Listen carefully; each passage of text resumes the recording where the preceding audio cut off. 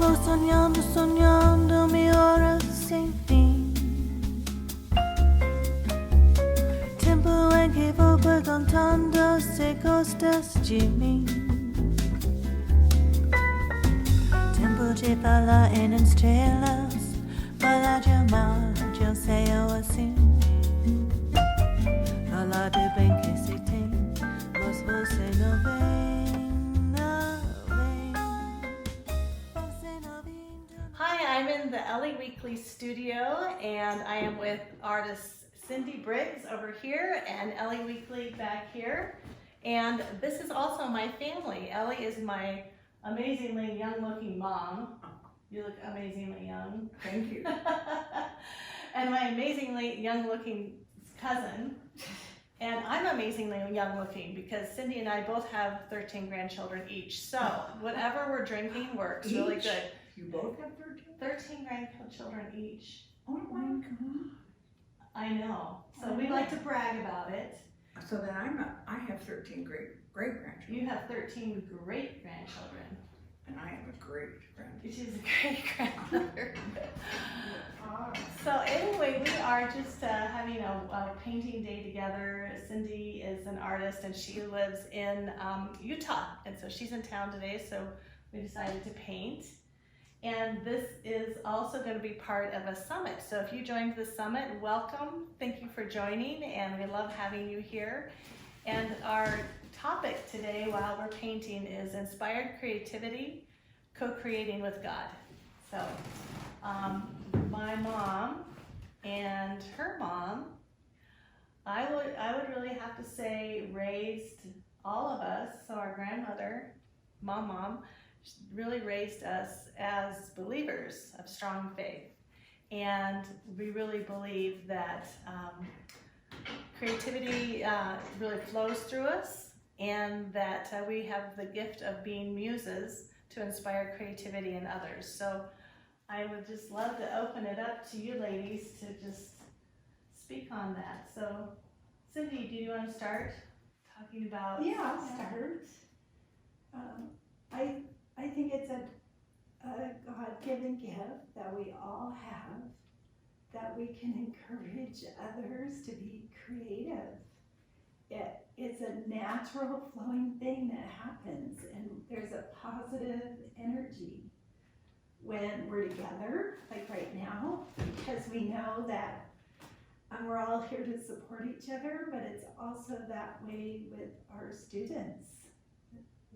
We all teach. And it's like, I don't know how not to teach. It's something that I think we're all called to do. Yeah. I think that's part of the flow, don't you? Mm-hmm. Like, so in my, how I envision it is I envision God in, God out. And so when I think of God out, I think of our creativity in the art that we do, the books that we write, the way we express ourselves as artists, but then I think of it as God pouring through us also to encourage others through that whole process. Don't you? I do too. I think men would relate to it in the fact that when they go fishing or do something that takes their mind away from any anxiety or anything, to me, that's what painting does. When you go into your studio or your little corner or wherever it is in your kitchen with all the dishes piled on the counter, once you start painting, you're oblivious of all things. You just are taken into a very quiet place, and you're able to rid yourself of almost all anxiety and almost everything.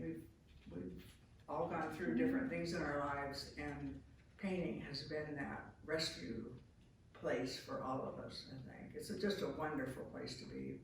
You kind of want everyone to paint. I mean, I'm a little obnoxious about it now. You should try painting. Okay, so we would love for you to paint today. So anyway, we were talking about getting lost in a painting and how it really is so healing for our mind, body, and spirit. So I'd love for you to speak to that a little bit more. Well, I just know in a period of my life it was really difficult, and I didn't really know how to handle it, and so I decided to paint. And when I decided to paint, I decided that I would be very wealthy. Possibly could have chosen a different place, but the most important thing was that I found painting and found a world that was just incredible for everyone, old, young, whatever it is. And when you're painting, you move into a space that is kind of your own. There's nobody coming at you or telling you what to do or how to do it. And painting is really private, and everyone can paint, and everyone has a style of their own that's God created.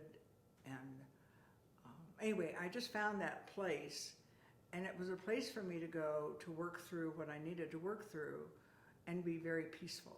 And then I ended up just loving it so much that I decided to go more professional with it and then teach other people how to do it also. So I just have loved the world of painting. I've been able to travel all over the world and teach and paint and meet all kinds of wonderful people, but I really would encourage everyone to paint. Well, and we were talking about how you're like the mother muse. I mean, you were the muse for the whole family, so. Yeah, the matriarch. Right. Matriarch. The matriarch muse. Just how about the mother muse? Mother Muse. Geriatric. No. Mother muse. So, anyway, she taught. You taught your mom to paint. Yes. And you taught Uncle Bill to paint. Mm-hmm. And then Cindy was already an artist, but you really mentored Cindy in her art career as well. Oh, completely. You taught me to paint, and then you really inspired Kay to paint. Well, now I'm going to say inspired. Inspired. Inspired. Yeah. Kay And- went on her own direction. Yeah. And took from incredibly wonderful teachers. Yeah, and you'll see Kay throughout this video as well today, so she's going to be popping in. But so you really are the mother muse, and then not just to our family, but to so many people. I mean, there's so many really amazing artists in the world that can say that you were their mentor. Well, not.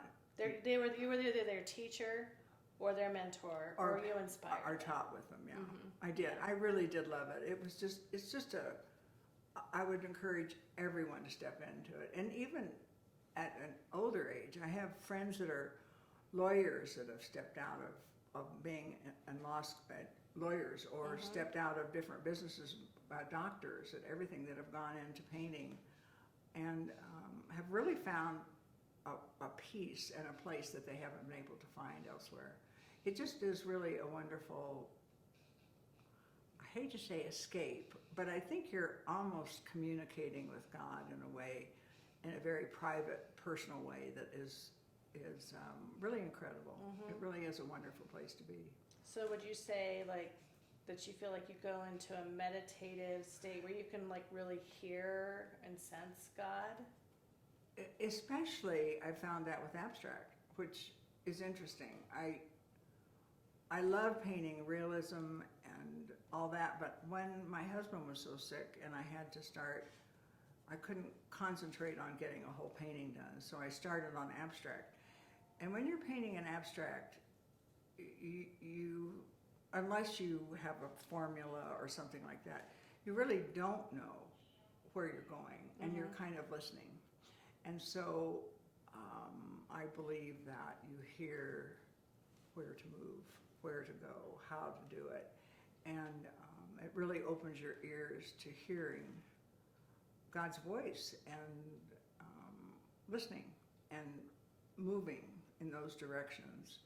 And I've loved that. I really have loved that. So I'm going back to paint in watercolor today, which I haven't done for a while.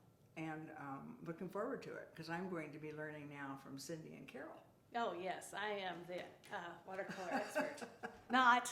Where is your favorite place that you've ever taught? Oh, And tell our viewing audience about some of the workshops that you've done around the world. Both of you have done workshops around the world, so I would love to hear your favorite place. Oh. Yeah. favorite place. Yeah. well, my favorite place is Positano, where you both went with me That was to so much paint, fun. which is absolutely dreamy. And boy, did you guys schedule an incredible workshop. Yeah, we had a Which Carol and I- private yacht take us down the coast. We had wonderful meals. We went to Ravello and music festival. That's my favorite. I wouldn't have been taking people on trips if I hadn't gone with Ellie on my first painting trip to Paris. To where? I went to Paris with you for those 2 weeks Yes, and really learned a lot that was fun. about traveling around and getting people to different places and making decisions real fast on what you're going to paint. And that, when you took us there, I'm like, this is what I want to do. I want to figure this out. Well, it's a wonderful way to see the country, and I always hear people that are saying, "Oh my gosh, they're so rude," and the French are so rude, and all this. And I couldn't have found them more delightful. And I remember painting one time in I don't know whether it was in Paris or in a small town, but this lady was watching us, and there were probably, I don't know, 10 of us, Americans, out kind of in her alley, and she said, "Oh, if you all want to use my restroom, be sure and come in." And then she brought out treats, and I just thought, oh, they're so friendly. Yeah, people are really nice. They're really Right there. friendly to artists. Mhm. I think that is major. I painted on somebody's step in Provence because it was looking out of his doorway with wisteria. Oh, hanging yes. down. I was just there by myself. And the woman came out and she's like, "Do you want to come in and see my garden? Oh. And have some lemonade?" And yeah, they're like that. They're really nice. very friendly. When we went to Italy with Richard Schmidt and Nancy Guzik, and all of us went over to paint, and there were 2 big white vans full of us, and we would pull into courtyards or different places and ask them if we could just paint there, and I would think, gosh, if 2 white vans pulled up to my house full of foreigners, which we were, and asked could they sit out in my backyard and paint, I think that's just such an amazing thing that they welcomed us so much, that they Yes. weren't afraid, or that we were just so welcome. And one guy brought his pigs out to meet us. And I think he might have offered either Kathy or I the chance to marry into the family. One guy They're wrote, very loving. huh? They're very loving, especially out in the countryside. Oh yeah, just wonderful. I would love to know your favorite place that you've ever taught a workshop, and then your favorite place that you've ever painted in the world. Well, my favorite place to teach a workshop is always in Carmel. No. It's just, for some reason or other, Carmel feels like it belongs to me. And don't you feel that way a little bit about Cindy? I feel like it belongs to our family. It's In what? a way. Yeah. It belongs to you, but I also feel part of that. Uh-huh, Because we've been going there forever. forever. Almost every year And to it, paint. yeah, it really does, it's like going to Europe without going to Europe. Mm-hmm. It has all the charm and the ocean, and there's something about the air. And of course, Carol, you know that more than anyone because you lived there so long. Yes. Really, I but consider Carmel home. yeah, It's my heart home. yeah, my heart home too. Yeah, I always feel like if I don't feel good, if I go to Carmel, I'll feel good again. and we do. Absolutely. It's a healing place. It's a place where a lot of ideas have been born. I've written most of my songs in Carmel. Most of my songs have been written in Carmel. yes, they have. There is something about it there's an awful lot of artists and creators that live in Carmel. Well, it's so beautiful. But one of my favorite places, I think, again, is Positano, and that was just so incredible. Did you know I was offered a job there, Cindy? No, it's really funny. Where? In that computer shop. I think it's really funny. You were offered a job In a computer shop. Oh, And I remember it was just down the street from our hotel, yeah. and so I'd go down and put people's paintings on the computer, Mm-hmm. and the guy didn't know how to do it, so I kept doing it, and then he said, "Would you like a job?" I went, if they knew my computer skills. That's great. I know, isn't Positano just a dream? Well, I'd never been to Europe until I went with you, so that was my first time. Was it? Yeah, and it's Was like that I've when been we were going in- almost every year since. Is that when we were in Paris? Mm-hmm. When you guys were passing the dryer? Yes. That story keeps going around. That was so funny.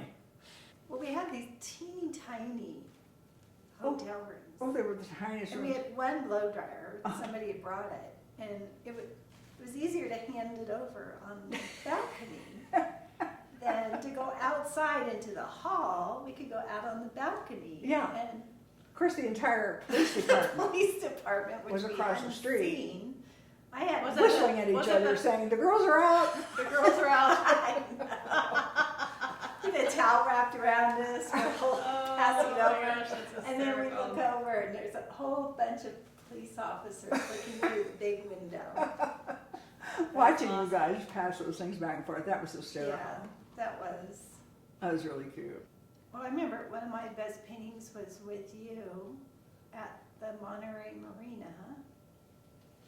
And I did not want to paint what you painted. And I wandered and I probably spent 2 hours wandering around and then I painted that sailboat. Oh, I love that, what you painted. And You painted it in just I an hour. loved it. Uh-huh. Yeah, I just went through. I remember you were wandering all over the place. I know, and you'd say, "Are you ever going to start painting?" I'm like, The class was almost over, Cindy. I know. And I just could not. That was waiting for me to find it. I know. And that was really a wonderful painting. It was one of my best paintings, and it was Mhm. just from me. You know, it wasn't. Silly. We just spent the entire afternoon inspiring each other as we created paintings. That's right. Yeah, And then we also inspired a vacation that we're going to be taking we did, so we But- could get together and paint. and paint some more. Because this feeds all of us, don't you But think? my painting is not inspired. Oh, yes, it is It inspired. is. I'm totally inspired watching you paint. Only positive things we can Oh, say right oh, we now. can 'cause only we're- say positive. We're on camera now. Yeah, Oh, we're okay, only saying positive. positive things. This is just fabulous. It is fabulous. This is the finest piece of work I've ever done. In fact, I think this will be probably placed in the Louvre. Well, it's good to have the attitude. Yeah. Yeah. I learned the word fabulous from you. Whenever I say fabulous, I think of you because you always say that.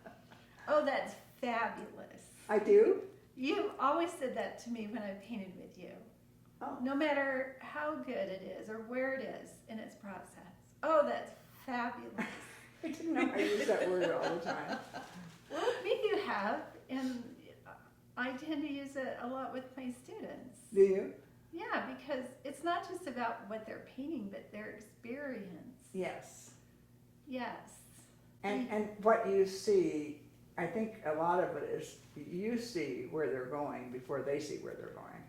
Right. And you know if they keep going in that direction, it's going to be wonderful. Yeah, and it's usually about when they don't think it's going well, but you see where they're headed, Uh-huh. right? Yes, and that's the hardest part. There's that part in the middle when you know that every painting you've ever done has a middle part The where teeny it's the stage. ugliest thing ever created on the face of the earth. And you have to Keep going. keep going, and you have to talk yourself out of that, Right. that's that right brain, left brain thing you've been talking about, Carol. Right, exactly. You just have to say, I remember I was doing a workshop in Chicago at the Art Institute, and Kay's teacher, I was teaching portrait painting, and Kay's teacher walked in about halfway through, and I hadn't put the mouth in yet. And I had everything on, and I was going fine, and he walked in, and of course he's such a famous teacher. And he walked in with his suit on and everything, and I just froze completely. And so I turned to the class and said, now I'm going to paint a painting that every artist in the world would search the world to find it, have a mouth. And it's going to be the best known to mankind. Actually, I said it was Sargent would be searching for it. And Kay was in the class, and she's just going, oh, Mom. And when I turned around and painted it, it was the best mouth I'd ever painted. But I had to say to myself, this is going to be so fabulous. Mm-hmm. And if I had stayed with that total freak out that I was in, it would have been horrible. Right, exactly. It really was. So you really do have to stop at some point and say, this is going to be so, which you started criticizing yourself. Oh, during the painting Uh-huh. process, exactly. You Yeah. start saying, Or I started thinking about work. Mm-hmm. I started talking about work. I didn't stay in the, like, kind of in the zone or in the inspiration or just in the happiness of it, the happy feelings. I went off into, Work, other things you have to do. Right, exactly, Mhm. my list, the to-do list. Mm-hmm. Oh, And yeah, so you how- need to yeah. let go of that. Yeah, so how do you guys do that? How, like, for example, I think that when somebody looks at an artist or that when they look at a musician, they kind of glamorize the whole thing, and they think when they get up to do it, it's supposed to be this like perfect feeling. Like, you know how when you think about going on a vacation, you think it's going to be this perfect vacation, like a postcard, right? Yeah. But then you get there and there's mosquitoes, and then you Tarantulas. tarantulas. But for example, when you're in the creative process, how do you go to kind of what I call the zone and keep yourself, because there's times when you're being pulled in and out, right? Because you have reality going on while you're doing your art. Mhm. So what do you do to pull yourself back into the zone or the inspired creativity, or what I say, co-creating with God? Gosh, that's an interesting question. How about you, Cindy? I have to compartmentalize and just say, when I'm painting, that's my focus. The other things can wait. I can write it down, but it really does help to just say, I'm focusing on painting, and the other things will still be there when I'm done. Mm-hmm. Sure. So just, and painting, you can get into it once you have let go of those other things. Sometimes they creep in, or you have to talk about other things. Like Right. when you're demonstrating, you're talking about all kinds of things, and that's a little challenging to stay in your right brain, because people ask a question that takes you over to the left brain. But just focusing on what you're doing, the mindset. It's like, just do one thing Mm-hmm. Mm-hmm. rather than trying to multitask. Being completely present in the being moment. present. Mm-hmm. I found when I was painting regularly all the time that I could do that. And then I found when Bob had all of his problems and was handicapped, I had to go to abstract, because I could leave it and then come back to it and go back into it. When I'm doing more realism, I need to stay with it, and continue on. But you do have like that phone call that, I hear those steps, those stairs creaking, and somebody's coming down with a phone call. And, Right. And, when There's you always interruptions. I told you I didn't want any phone calls today, but it's your daughter, your granddaughter, or something like that. Then, Right. Yeah. Yeah, you do kind of have to break it, but going back to it, I think probably a small prayer or just just back, centering yourself again and going back into it. It's harder to leave a painting and then go back than to just finish it. I know, we kind of paint start to finish. Uh-huh. Generally. Uh-huh. It's on one sitting. Mm-hmm. It's rare that I have a painting where I'm working on it day after day. It's like plein air. You just want to get in there and finish it. Uh-huh. How that energy is there. Uh-huh.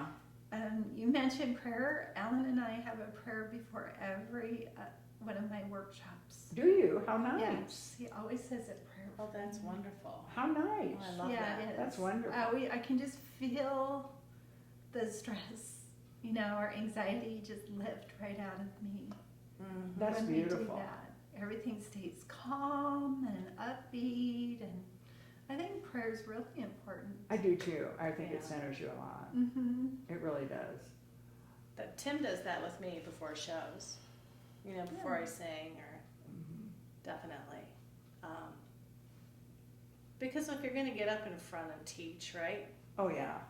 You Lead a can't do it workshop. all by yourself. No, you really do. It have really to have, helps to have Mhm. help from above. Yeah, yeah. No. To really get in the zone.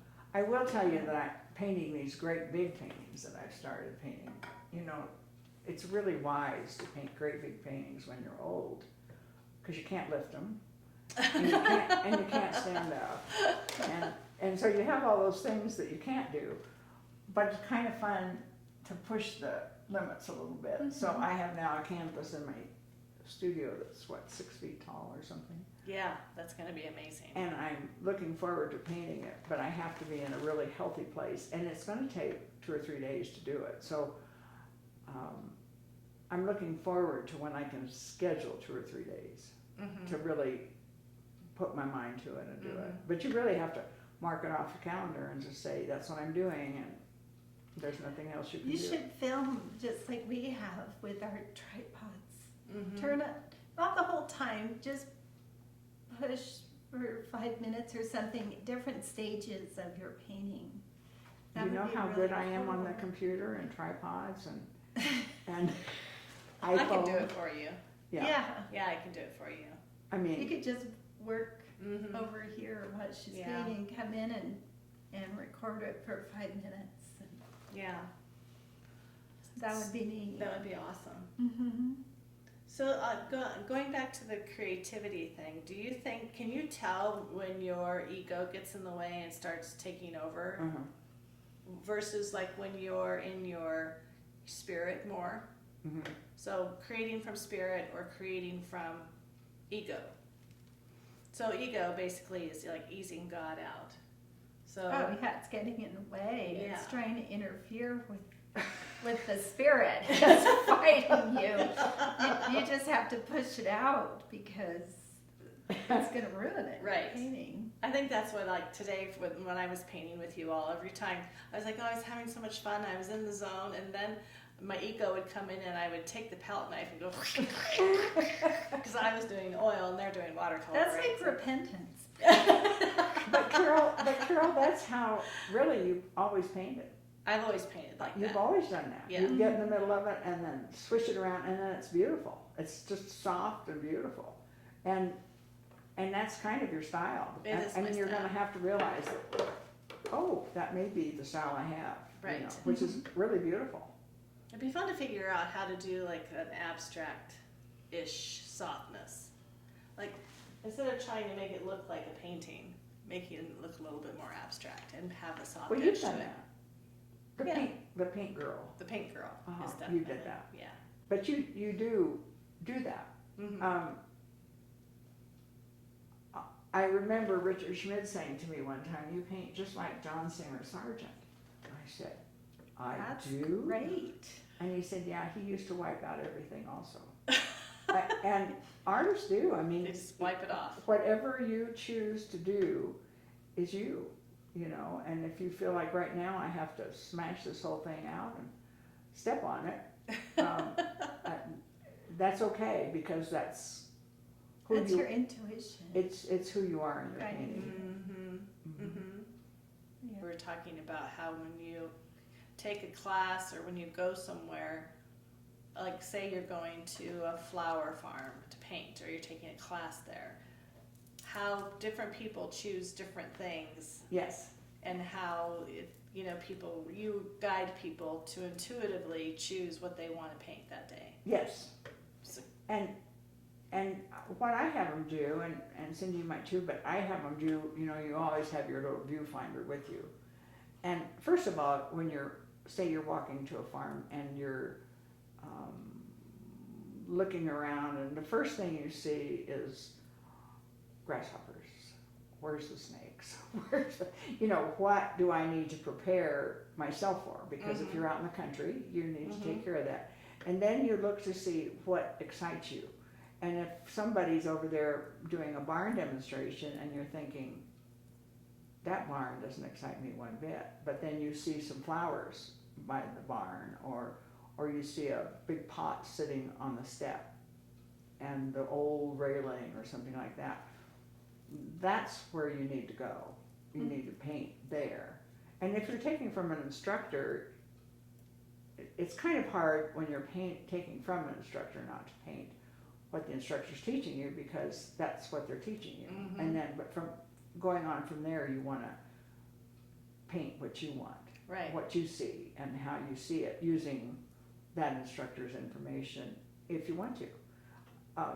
I kind of think that all artists should study under many people to find out, unless you're just immediately attracted to one and just decide that's what you're going to do.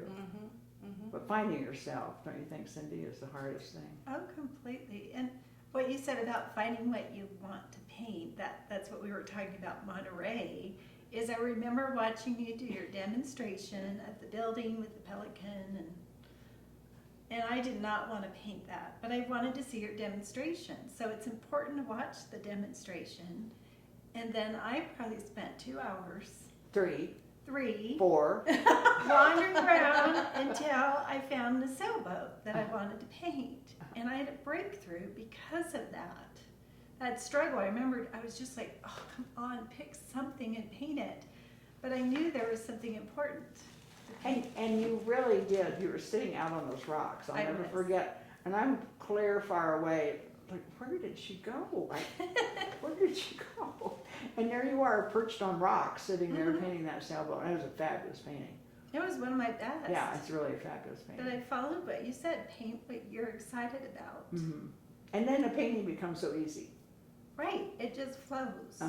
If you're forcing yourself to paint something that you don't care about, it's going to show. I have to be honest, today I didn't want to paint this. I wanted to paint the other pot with the red flower, and I should have just said, leave it here, let's do both. Oh yeah, you could Because have. because I'm not really into the pastels, and I don't like to paint tiny little things.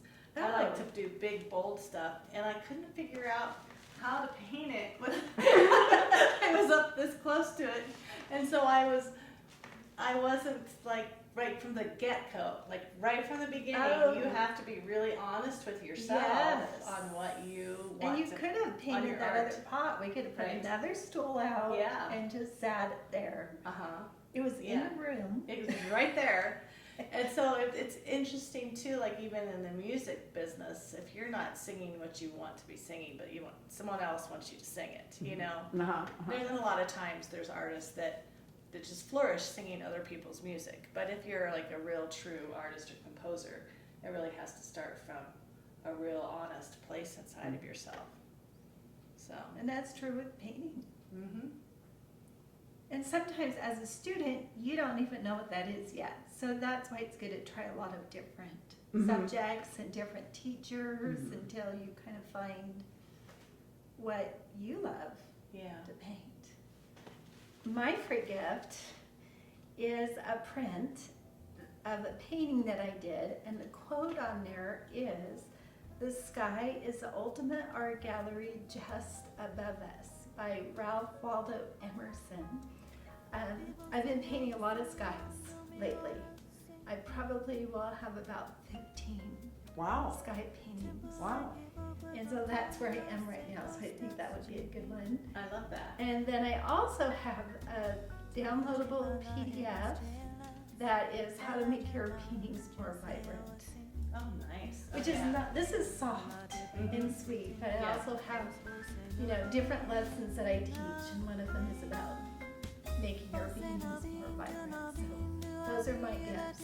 That's awesome. So for those of you that are watching the summit, we'll be sure to be putting these links right here for you, and then all you have to do is click on those to receive Cindy's free gift. So I want to thank you both so much for being here today on our Inspired Creativity Summit. And I just love that you guys are both the muse in my life. So Well, we've had just the best time forever painting yeah, and traveling together. yeah. I So mean- if you could do me a quick thing, turn around and let's look at this camera right here. Take a couple cameras going. Let's say goodbye to our audience. Goodbye. Thanks for joining us today. Create a great day. Thank you. Bye.